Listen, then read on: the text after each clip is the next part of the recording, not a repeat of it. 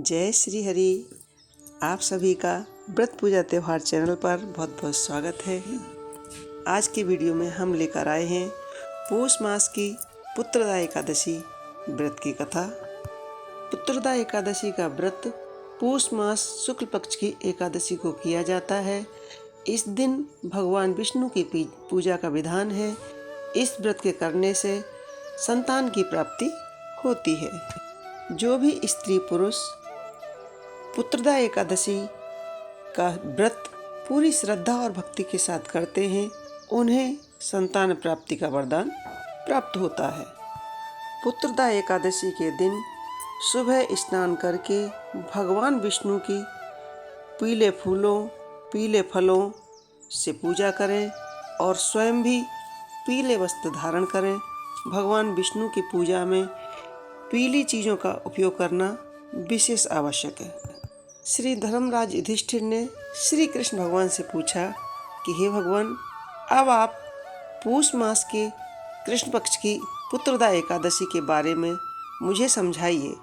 इस दिन कौन से देवता का पूजन होता है तथा क्या विधि है। इस पर श्री कृष्ण भगवान बोले कि हे राजन, पौष शुक्ल पक्ष की एकादशी का नाम पुत्रदा एकादशी है। इस दिन पूजन विधि विधान से करना चाहिए। इस व्रत में नारायण भगवान की पूजा करी जाती है। इसके पुण्य से मनुष्य तपस्वी, विद्वान, लक्ष्मीवान होता है। इसकी एक मैं कथा कहता हूँ, तुम ध्यानपूर्वक सुनो। भद्रावती नगरी में सुकेत नाम का राजा राज्य करता था। वह संतानहीन था। उसकी स्त्री का नाम सेव्या था। वह सदैव संतानहीन होने के कारण चिंतित रहता था। इस पुत्रहीन राजा के पितर रो रो के पिंड लेते थे और सोचते थे इसके बाद हमें कौन पिंड देगा। उधर राजा को भी राज्य वैभव से संतोष नहीं होता था। इसका एकमात्र कारण यही था कि वह विचार करता रहता था कि मेरे मरने के बाद मेरे पितरों को पिंड कौन देगा। बिना पुत्र के पितरों और देवताओं से उरण नहीं हो सकते। जिस घर में पुत्र ना हो वहाँ सदैव अंधेरा ही रहता है।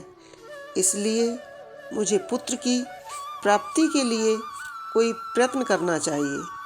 पूर्व जन्म के कर्मों से मनुष्य को इस जन्म में पुत्र, धन, वैभव की प्राप्ति होती है। इसी तरह राजा रात दिन इसी चिंता में लगा रहता था कि एक दिन राजा ने अपना शरीर त्यागने का सोचा, परंतु विचार करने लगा कि आत्मघात करना तो महापाप है। राजा इस तरह मन में विचार कर एक दिन छिपकर वन को चला गया। राजा घोड़े पर सवार होकर वन में पक्षियों और वृक्षों को देखने लगा। हाथी अपने बच्चों और हथनियों के बीच में घूम रहा है। राजा सोच विचार करने लगा और जंगल में घूमते घूमते राजा प्यास के कारण अत्यंत बेचैन होने लगा और पानी की तलाश में आगे बढ़ा। कुछ ही आगे जाने पर उसे एक सरोवर मिला।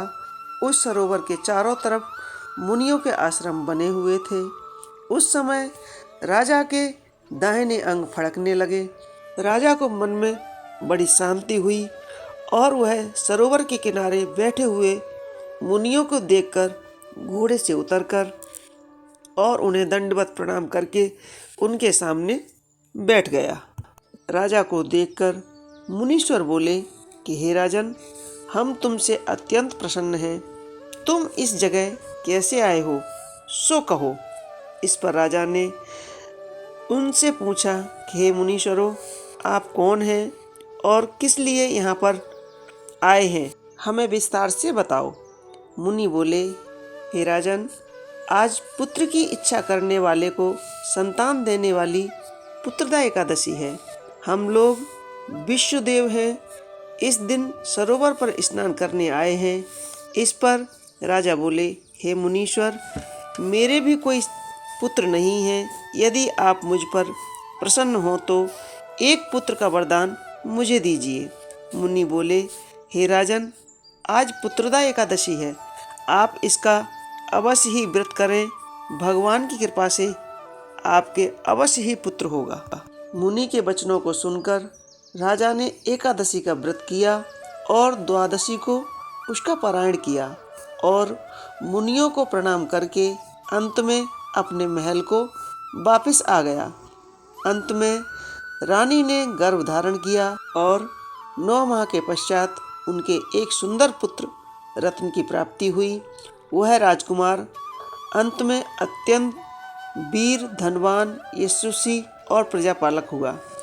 श्री कृष्ण भगवान बोले कि हे राजन, पुत्र प्राप्ति के लिए पुत्रदा एकादशी का व्रत करना चाहिए। जो मनुष्य इस महात्म का श्रवण करते हैं और पढ़ते हैं उनको स्वर्ग की प्राप्ति होती है।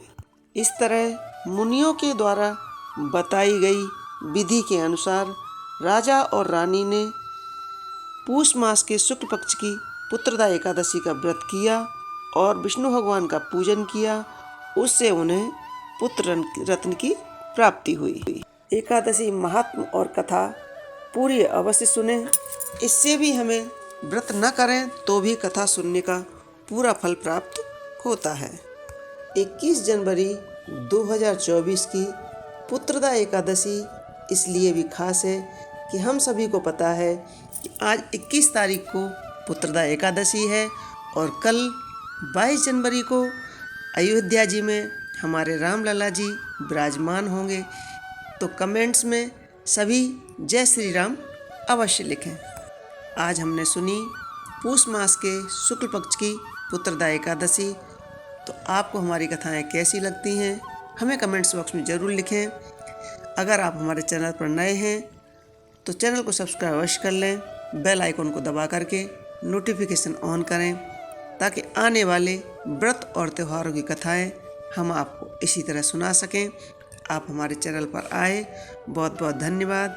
जय श्री हरि, जय जय सिया राम।